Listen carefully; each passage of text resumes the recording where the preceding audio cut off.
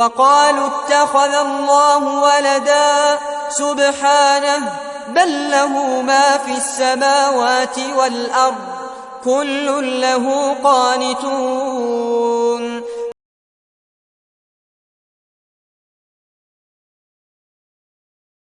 انہوں نے کہا اللہ نے اپنے لیے اولاد بنا لی ہے، پاک ہے وہ ان باتوں سے، بلکہ زمین اور آسمانوں میں جو کچھ بھی ہے سب اسی کا ہے اور سب کے سب اس کے تابع فرمان ہیں۔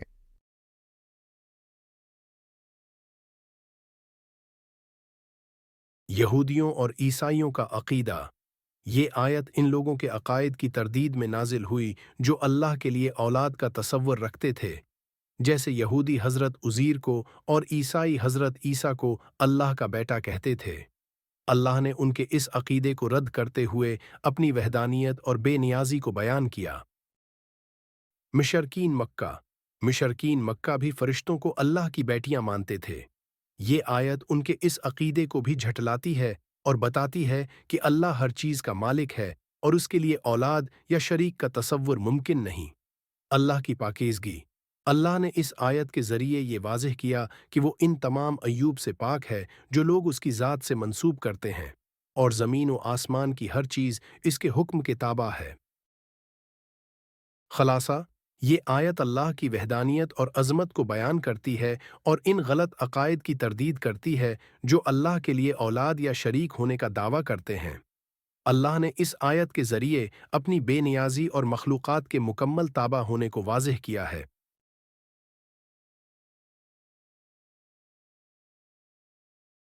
وقالوا اتخذ للہ ولدن، انہوں نے کہا اللہ نے بیٹا بنا لیا ہے۔ یہودیوں نے حضرت عزیر کو اور عیسائیوں نے حضرت عیسیٰ کو اللہ کا بیٹا کہا، جبکہ مشرکین مکہ نے فرشتوں کو اللہ کی بیٹیاں قرار دیا۔ یہ تصور اللہ کی وحدانیت کے خلاف ہے۔ سبحانہ، پاک ہے وہ، اللہ اپنی ذات اور صفات میں ہر قسم کی کمی، عیب اور انسانی خصوصیات سے پاک ہے۔ بیٹے یا شریک کا تصور اللہ کی عظمت کے خلاف ہے۔ بل لہ ما فی السماوات والارض، بلکہ زمین اور آسمانوں میں جو کچھ بھی ہے سب اسی کا ہے۔ یہ اللہ کی ملکیت اور اس کی بے نیازی کو ظاہر کرتا ہے۔ اللہ کو نہ کسی بیٹے کی ضرورت ہے نہ کسی شریک کی۔ کل لہ قانتون، سب کے سب اس کے تابع فرمان ہیں۔ زمین و آسمان کی ہر مخلوق اللہ کے حکم کے تابع ہے۔ انسان، فرشتے اور دیگر مخلوقات سب اللہ کی بندگی میں مصروف ہیں۔ تفسیر کے اہم نکات۔ عقیدہ توحید کی وضاحت۔ یہ آیت اللہ کی وحدانیت اور بے نیازی کو بیان کرتی ہے۔ اللہ نہ کسی کا محتاج ہے اور نہ کسی کو شریک یا اولاد کے طور پر چاہتا ہے۔ یہود و نصارہ کے عقائد کی تردید۔ یہودیوں نے حضرت عزیر اور عیسائیوں نے حضرت عیسیٰ کو اللہ کا بیٹا کہا۔ یہ آیت ان عقائد کی نفی کرتے ہوئے واضح کرتی ہے کہ اللہ ہر چیز کا مالک اور سب کچھ اس کے حکم کے تابع ہے۔ مشرکین کا رد۔ مشرکین مکہ فرشتوں کو اللہ کی بیٹیاں کہتے تھے۔ اللہ نے واضح کیا کہ فرشتے اس کے حکم کے تابع مخلوق ہیں اور اس کے لیے بیٹیوں یا بیٹوں کا تصور بے بنیاد ہے۔ اللہ کی بے نیازی۔ اللہ ہر قسم کی حاجت اور انسانی خصوصیات سے پاک ہے۔ اسے کسی بیٹے یا مددگار کی ضرورت نہیں، کیونکہ وہ خود ہر چیز کا خالق اور مالک ہے۔ عبادت اور بندگی۔ زمین و آسمان کی ہر چیز اللہ کی بندگی میں مشغول ہے اور سب اس کے حکم کے تابع ہیں۔ یہ انسان کو اپنی حیثیت اور اللہ کی ہدایت کی طرف ہے، عظمت کو سمجھنے کی دعوت دیتا ہے۔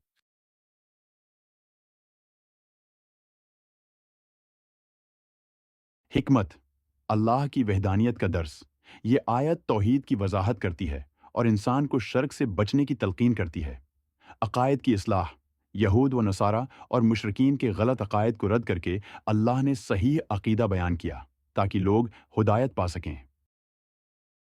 اللہ کی بے نیازی۔ اللہ کی پاکیزگی اور بے نیازی کو نمایاں کیا گیا ہے۔ وہ کسی مخلوق یا اولاد کا محتاج نہیں۔ عبادت کی اہمیت۔ زمین و آسمان کی ہر چیز اللہ کی عبادت میں مصروف ہے اور یہ انسان کو اللہ کے سامنے جھکنے اور بندگی کی یاد دہانی کراتی ہے۔ قدرت۔ اللہ کی مخلوق پر حکمرانی۔ زمین و آسمان کی ہر چیز اللہ کے حکم کے تابع ہے جو اس کی عظیم قدرت کا مظہر ہے۔ تخلیق کا مالک۔ اللہ کی قدرت اس کی تخلیق میں ظاہر ہوتی ہے کہ وہ سب کا خالق ہے اور کسی کا محتاج نہیں۔ سب کا تابع فرمان ہونا۔ کائنات کی ہر چیز اللہ کے حکم کے مطابق کام کرتی ہے، چاہے وہ انسان ہوں، فرشتے ہوں یا دیگر مخلوقات۔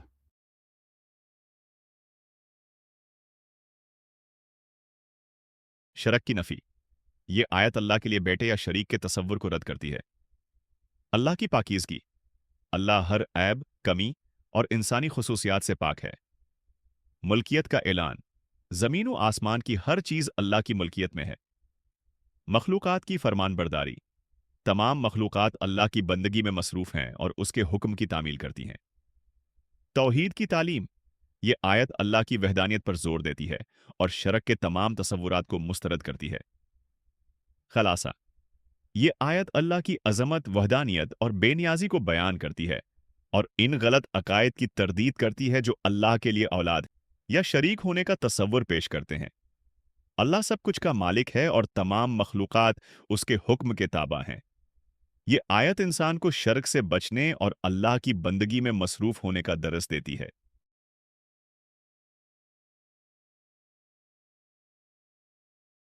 بادشاہ اور رعایا۔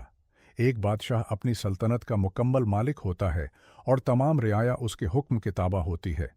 کسی رعایا کا یہ کہنا کہ بادشاہ کا کوئی شریک ہے یا اس کی سلطنت میں کسی اور کی برابری ہے، بادشاہ کی عظمت کے خلاف ہے۔ پیغام: اللہ پوری کائنات کا بادشاہ ہے۔ زمین و آسمان اور ہر مخلوق اسی کی ملکیت ہے اور اس کے لیے شریک یا اولاد کا تصور اللہ کی عظمت کے منافی ہے۔ کارخانے کا مالک۔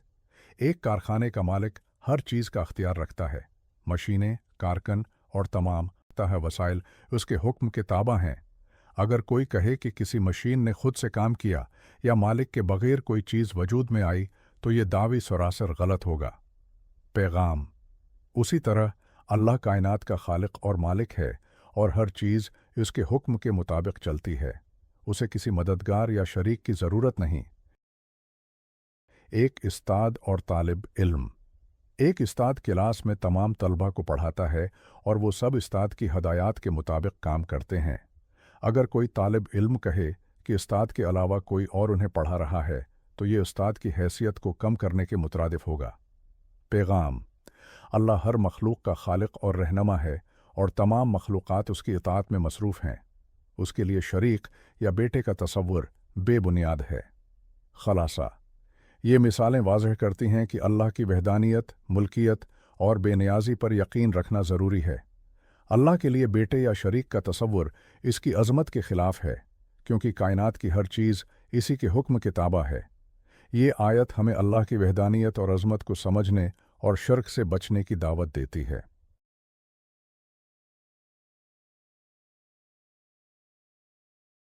عقیدہ توحید کی حفاظت۔ آج کے دور میں لوگ اللہ کی وحدانیت کے بجائے شرک یا دوسرے نظریات کی طرف مائل ہو رہے ہیں۔ یہ آیت ہمیں یاد دلاتی ہے کہ اللہ بے نیاز ہے، اسے ہم کسی شریک یا اولاد کی ضرورت نہیں۔ غلط عقائد کی تردید۔ موجودہ معاشرے میں ایسے عقائد اور نظریات پھیل رہے ہیں جو اللہ کی صفات کو کمزور یا انسانی بناتے ہیں۔ یہ آیت ان نظریات کی تردید کرتی ہے اور ہمیں سکھاتی ہے کہ اللہ کی ذات ہر عیب اور کمی سے پاک ہے۔ اللہ کی ملکیت کا شعور۔ آج انسان ترقی کے باوجود اپنی محدودیت کو بھول کر خود کو مالک سمجھ بیٹھتا ہے۔ یہ آیت ہمیں یاد دلاتی ہے کہ زمین و آسمان کی ہر چیز اللہ کی ملکیت ہے اور ہم اس کے محتاج ہیں۔ اطاعت اور بندگی کی یاد دہانی۔ موجودہ ہے دور میں جہاں مادی دنیا انسان کو اللہ سے دور کر رہی ہے، یہ آیت ہمیں یاد دلاتی ہے کہ ہر مخلوق اللہ کی اطاعت میں مصروف ہے اور ہمیں بھی اپنی زندگی اسی کے تابع کرنی چاہیے۔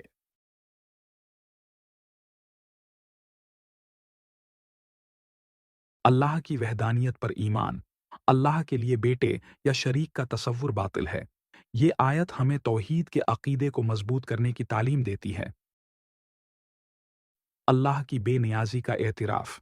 اللہ کسی مخلوق یا مددگار کا محتاج نہیں، وہ ہر چیز کا مالک اور خالق ہے۔ شرک کی تردید۔ شرک اللہ کی عظمت کے خلاف ہے۔ یہ آیت ہمیں شرک سے بچنے اور توحید پر قائم رہنے کی تلقین کرتی ہے۔ اطاعت کا سبق چیز اللہ کی اطاعت میں ہے۔ ہمیں بھی اپنی زندگی اللہ کے احکامات کے مطابق گزارنی چاہیے۔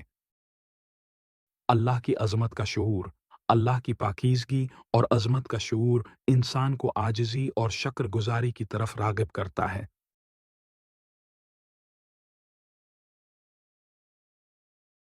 اللہم اجعلنا من الموحدین المخلصین وثبتنا علی دینک حتی نلقاک۔ اے اللہ، ہمیں خالص توحید پر عمل کرنے والوں میں شامل فرما اور ہمیں اپنے دین پر ثابت قدم رکھ یہاں تک کہ ہم تجھ سے ملاقات کریں۔ آمین۔ ربنا جعلنا من الذین یعبدونک وحدک ولا یشرکون بک شیئا۔ اے ہمارے رب، ہمیں ان لوگوں میں شامل کر جو صرف تیری عبادت کرتے ہیں اور تیرے ساتھ کسی کو شریک نہیں کرتے۔ آمین۔ اللہم ارنا عظمتک فی خلقک وزدنا ایمانا بقدرتک ورحمتک۔ اے اللہ، ہمیں اپنی تخلیق میں اپنی عظمت دکھا اور اپنے قدرت و رحمت پر ہمارا ایمان بڑھا۔ آمین۔